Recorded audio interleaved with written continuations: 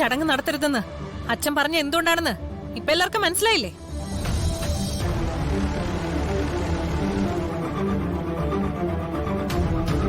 വളകാപ്പ് ചടങ്ങിന്റെ ഒരുക്കങ്ങൾ തുടങ്ങിയപ്പോ തന്നെ കമ്പനിയിൽ തീപിടുത്തമുണ്ടായി.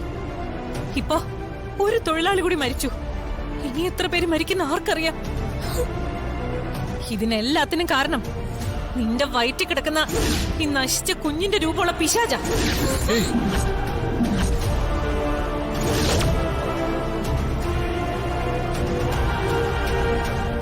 അറസ്റ്റ് ചെയ്യാൻ പോലീസ് വരുന്ന അച്ഛന് നേരത്തെ അറിയായിരുന്നു. അതുകൊണ്ടാ അച്ഛൻ ഇവിടുന്ന് ഇറങ്ങിപ്പോയത്. എന്നിട്ടും നിങ്ങൾ പോയി അച്ഛനെ വിളിച്ചോണ്ട് വന്നു. നിർബന്ധിച്ച് ഈ ചടങ്ങിന് കൊണ്ട് നിർത്തി. നിങ്ങളോട് ആരോടും ഒന്നും പറയാൻ കഴിയാതെ എല്ലാം ഉള്ളി വെച്ചോണ്ടാ ആ പാവൻ ചടങ്ങിന് നിന്ന് തന്നത്.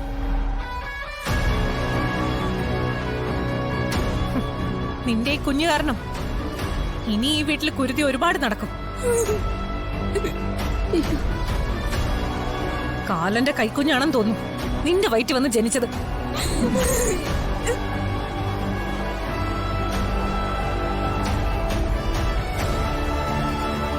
ജാമ്യം കിട്ടാത്ത വകുപ്പിലാ അച്ഛൻ അറസ്റ്റ് ചെയ്തിരിക്കുന്നത്.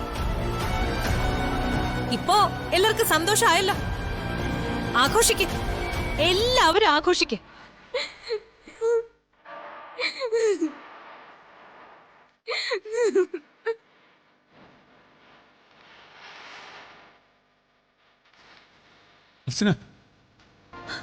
മോളെ ഏട്ടത്തി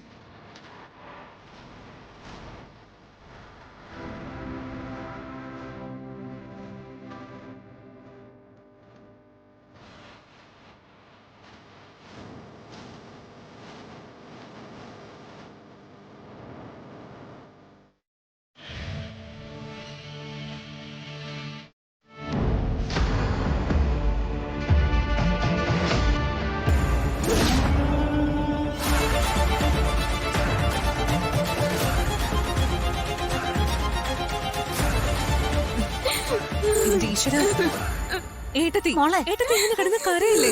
അത് വയറ്റിലുള്ള കുഞ്ഞിനെ കേടാ. ഏട്ടത്തി ഏട്ടത്തി ഇങ്ങനൊരു കുഞ്ഞ് എനിക്ക് എന്തിനാ? എല്ലാവരുടെ ശാപം മാത്രം കേൾക്കാനോ? അവന്റെ പറഞ്ഞതെല്ലാം നിങ്ങളും കേട്ടതല്ലേ? എന്റെ കുറ്റം കൊണ്ടാണ് ഇങ്ങനെയൊക്കെ സംഭവിച്ചത്. അങ്ങനെയൊന്നും അല്ല. എന്തൊരു ദുർവിധിയായത്. ഏട്ടത്തി കരയാതെ മോളെ. കരയില്ലേ? എനിക്കൊരു സന്തോഷം തരില്ലെന്ന് ദൈവം എന്തിനാ ഇങ്ങനെ വാശി പിടിക്കുന്നത്? എന്തിനാ എന്നെ ഇങ്ങനെ പരീക്ഷിക്കുന്നത്? മടുത്തു, ഈ ജീവിതം തന്നെ മടുത്തു. ഇങ്ങനൊന്നും കരയല്ലേ മോളെ. ഇതൊന്നും നിന്റെ കുറ്റം കൊണ്ട് സംഭവിച്ചല്ലോ. ആര് പറഞ്ഞു? എല്ലാവരും അങ്ങനെയല്ലേ പറഞ്ഞത്. ഇനിയിപ്പോ എല്ലാവരും അങ്ങനെ തന്നെയല്ലേ വിശ്വസിക്കുള്ളൂ. വളകാപ്പ് ചടങ്ങ് നടത്താൻ ആലോചിച്ചപ്പോ ഫാക്ടറി കത്തിയ ആളുകൾ മരിച്ചു. ഇന്നിതാ ചടങ്ങിന്റെ സമയത്ത് തന്നെ അച്ഛനെ പോലീസ് അറസ്റ്റ് ചെയ്തുകൊണ്ട് പോയി.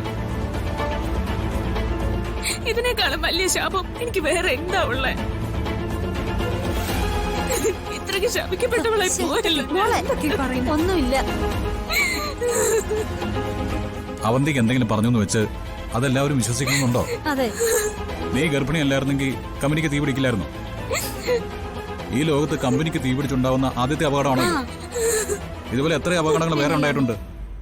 എത്രയോ പേര് മരിച്ചിട്ടുമുണ്ട്. ഇതൊന്നും ഈ ലോകത്ത് നടക്കാത്ത കാര്യങ്ങളൊന്നുമല്ല. ഇതെല്ലാം നിന്റെ തലയിൽ കെട്ടിവെക്കാൻ ഇതിനേക്കാൾ നല്ലൊരു അവസരം കിട്ടില്ല എന്ന് അവർക്ക് നന്നായിട്ട് അറിയാം. അതവര് ഭംഗിയായിട്ട് ചെയ്തു.